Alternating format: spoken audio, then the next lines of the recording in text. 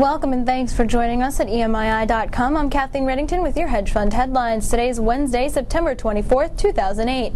Family-run B Capital Mgmt is making its foray into the hedge fund business with a fund that will invest in small caps.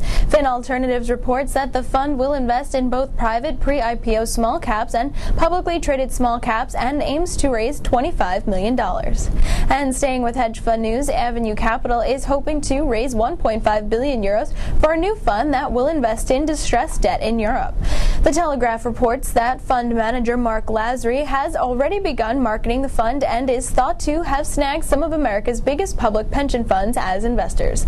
And in more hedge fund news, activist hedge fund, the Children's Investment Fund, is allegedly planning legal action against Vedanta Resources for its recent restructuring proposal. The Economic Times of India reports that TCI is exploring legal options after talking to various shareholders of Vedanta. TCI owns just over 2% in Vedanta. Vedanta said that the London-listed company's decision last week to create separate verticals for different businesses benefits promoters.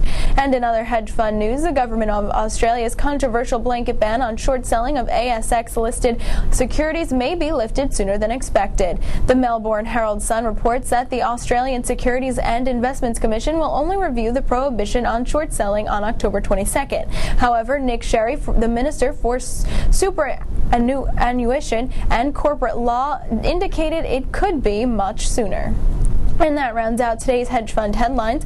Thanks for joining us on EMII.com. For more details on these stories and much more, click onto our hedge fund channel online, read the full stories and the latest developments.